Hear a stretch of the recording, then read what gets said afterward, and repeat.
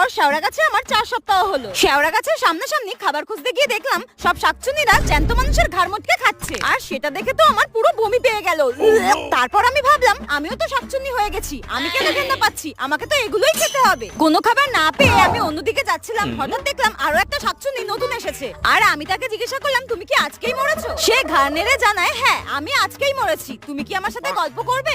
আমি মনে মনে ভাবি এর সাথে নাকি গল্প করব।